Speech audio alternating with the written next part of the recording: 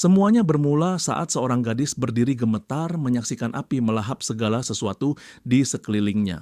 Kobaran itu menyala tinggi, menghancurkan apapun yang disentuhnya. Tidak jauh dari sana, Dojin hanya bisa terpaku, tak mampu menerima kenyataan yang terjadi di depan matanya. Tiba-tiba, seorang pria bertubuh besar muncul dari balik api sambil menggenggam pedang besar di tangannya. Tanpa ragu, pria itu mengayunkan senjatanya ke arah gadis yang tak berdaya. Dojin berteriak putus asa dan berusaha menghentikan tragedi itu, tetapi semuanya sudah terlambat dan ia hanya bisa melihat tebasan mematikan itu terjadi. Di tengah panas dan asap yang menyesakan, pria berjanggut itu menoleh ke arah Dojin dengan tatapan penuh hina dan merasa dirinya lebih unggul. Rasa kehilangan menghantam Dojin hingga ia jatuh berlutut sambil menangis dan menjerit dalam kemarahan. Tubuhnya sudah tak berdaya ketika pria itu menginjak kepalanya dan menekannya ke tanah yang berdebu. Dalam posisi terpuruk, ia mendengar tuduhan bahwa seluruh kejadian malam itu adalah akibat kelemahannya sendiri. Setiap detail dari tragedi itu disebut sebagai bukti bahwa ia terlalu lemah untuk melindungi siapapun. Dojin terbangun dengan tubuh basah oleh keringat dan napas tersengal seakan baru saja mengalami semuanya kembali. Suara seorang wanita memanggil namanya dengan cemas hingga ia membuka mata dalam keadaan terkejut. Wanita itu melihat kondisinya yang berkeringat dan terengah di atas tempat tidur lalu menanyakan keadaannya. Ia juga menyinggung bahwa mimpi buruk tentang hari mengerikan itu tampaknya kembali menghantuinya. Dojin menjelaskan bahwa mimpi yang sama terus berulang dan ia menganggapnya sebagai akibat dari kelelahan yang menumpuk. Wanita itu terdiam sesaat dengan wajah penuh kekhawatiran sebelum kembali menyinggung rencananya untuk berhenti dari pekerjaan yang berbahaya. Ia menyampaikan bahwa ia tidak ingin melihat Dojin terluka lagi karena pekerjaan itu, dan juga tidak ingin ia terus menyakiti orang lain dengan hidup dalam kekerasan. Di tengah pembicaraan itu, ponsel di meja samping tempat tidur bergetar. Dojin segera menjawab panggilan tersebut dan memastikan bahwa urusan itu berkaitan dengan kru Ho Hing. Setelah itu ia bangkit dari tempat tidur dan menyatakan bahwa ia akan menuju lokasi pertemuan. Pasangannya terkejut karena ia benar-benar pergi selarut itu. Dengan punggung menghadap wanita tersebut, Dojin menjelaskan bahwa ada keadaan darurat yang harus ia tangani malam itu. Ia berjanji bahwa setelah menyelesaikan tugas terakhir ini, ia akan benar-benar mengundurkan diri. Saat ia berdiri, tato harimau besar terlihat jelas di punggung kekarnya. Di dalam hatinya ia menegaskan bahwa setelah malam ini, ia tidak akan lagi hidup sebagai monster. Pertemuan itu berlangsung di sebuah gudang terpencil di tepi perairan. Suasana malam terasa tegang ketika seorang pria menyalakan rokok dan menyatakan bahwa perang terbuka hanya akan mengundang polisi serta membawa masalah besar. Ia bahkan menyinggung kemungkinan wajahnya tersebar di media sosial jika situasi memburuk. Pria itu adalah Gautsan, pemimpin kru Tyson. Di hadapan anggota kedua geng, ia mengusulkan agar konflik diselesaikan dengan satu pertarungan saja demi menghindari keributan lebih luas. Di sisi berlawanan berdiri Cho Ho Hayang yang menerima usulan tersebut dan menetapkan bahwa pihak yang kalah harus menyerahkan kendali atas dermaga. Dengan nada meremehkan, ia mempertanyakan apakah lawannya benar-benar akan menggantungkan harapan pada sosok yang disebut sebagai ogre. Ho Hing kemudian membanggakan bahwa mereka telah membawa seorang pendatang baru yang sangat kuat untuk bertarung malam itu. Gautsan menilai pendatang itu hanya tampak seperti penggila gym dan meragukan kemampuannya saat memandang Dojin. Tanpa menunjukkan keraguan, Dojin melangkah maju dan menegaskan bahwa siapapun lawannya tidaklah penting baginya, karena ia tidak peduli siapa yang harus ia hadapi. Beberapa anggota geng lawan mengenali Dojin sebagai si ogre dan menyebarkan kabar bahwa ia pernah mengirim 10 orang ke rumah sakit seorang diri. Petarung dari pihak lawan mendengar julukan itu lalu menyeringai dengan penuh percaya diri. Ia mengepalkan tinjunya erat dan langsung menganggap Dojin sebagai sosok yang menyedihkan. Tanpa ragu, ia menerjang dan melayangkan pukulan keras, mengira pertarungan ini hanya perkelahian jalanan biasa.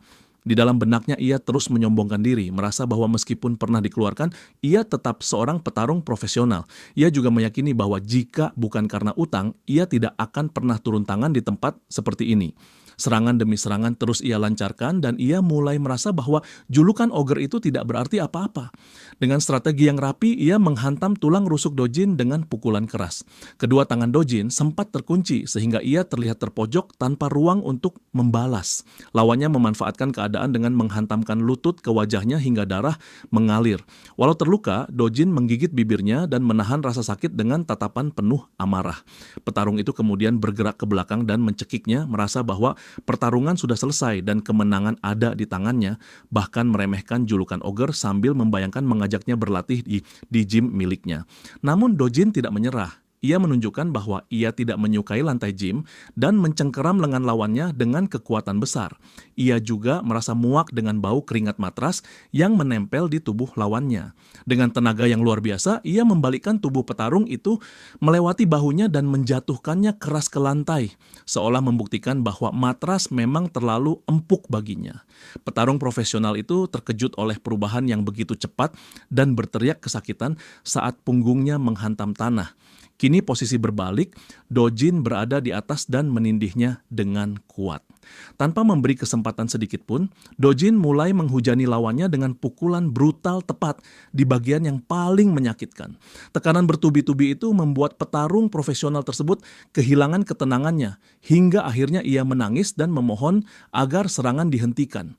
Dojin tetap menunjukkan wajah dingin dan mencengkeram rambut lawannya tanpa belas kasihan.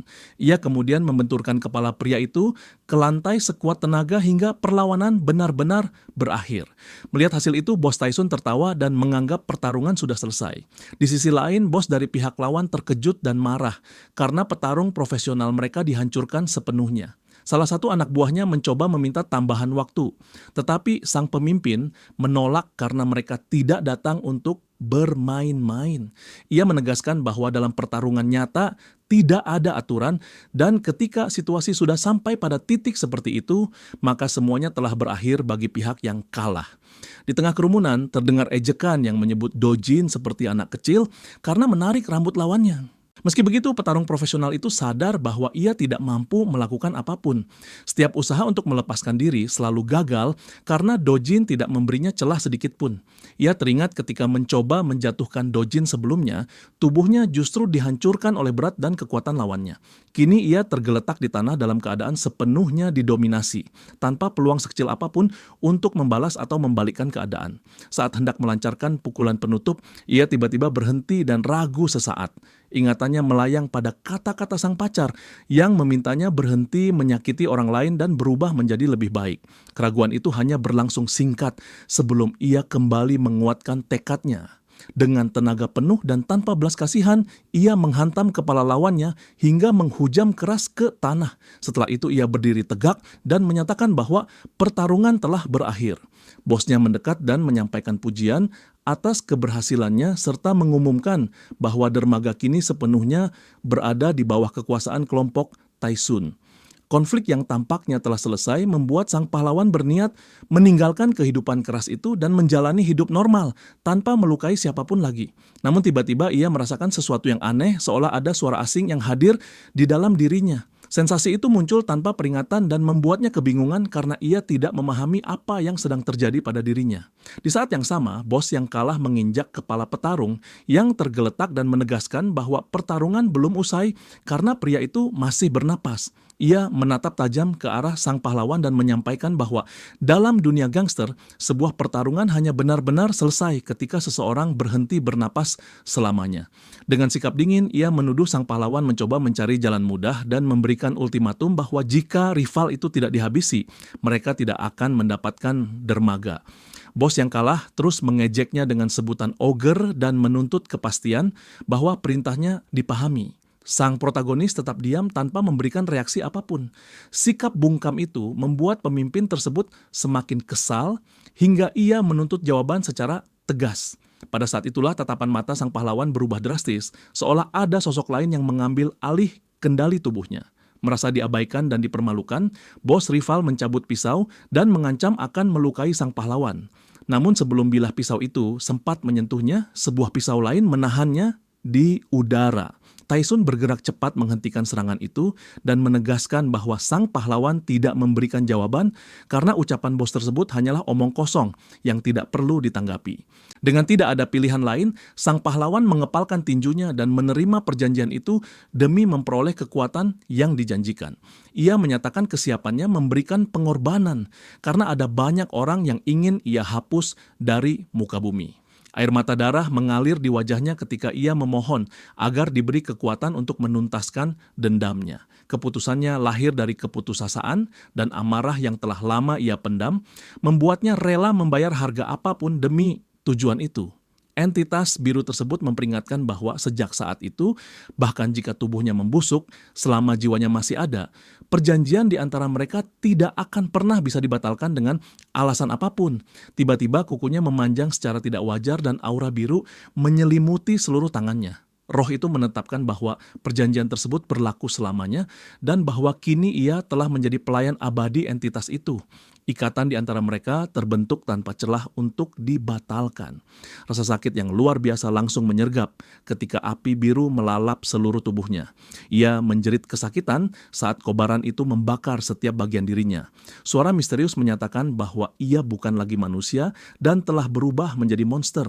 Api biru terus menyelimuti dan menghanguskannya hingga sosoknya seolah lenyap di dalam kobaran. Pada saat itu, entitas tersebut dengan khidmat menyatakan bahwa kontrak di antara mereka telah sepenuhnya disegel. Suara itu kemudian menjelaskan bahwa mulai sekarang, segala sesuatu yang binasa di tangannya, baik orang biasa maupun dewa, semuanya akan menjadi persembahan bagi entitas biru misterius yang memberinya kekuatan. Matanya mulai berdarah seperti Mangekyo, menandai perubahan yang terjadi dalam dirinya. Sebagai imbalan atas setiap pengorbanan, roh tersebut akan menganugerahkan bintang iblis tirani yang ditakuti, kekuatan absolut milik entitas yang ditakuti oleh seluruh makhluk di bumi. Kekuatan itu dijanjikan sebagai balasan atas kesetiaannya dalam memenuhi perjanjian. Namun entitas itu juga memperingatkannya untuk mengingat satu hal yang sangat penting tentang perjanjian tersebut.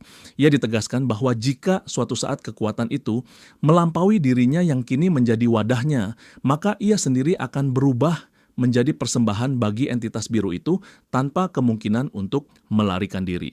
Risiko itu melekat pada jiwanya sejak detik ia menerima perjanjian tersebut. Nasibnya kini terikat sepenuhnya pada kekuatan yang ia dambakan. Ketika kesadarannya kembali ke dunia nyata, sang pahlawan merasa linglung dan tidak memahami apa yang baru saja terjadi. Ia mempertanyakan penglihatan aneh yang dialaminya dan berusaha memastikan apakah semua itu nyata. Ia menatap kedua tangannya dengan penuh ketidakpercayaan, mengingat jelas bagaimana kukunya memanjang dan aura biru menyelimutinya. Sensasi tubuhnya yang terbakar oleh api biru yang dahsyat masih terasa nyata, seakan peristiwa itu benar-benar baru saja terjadi.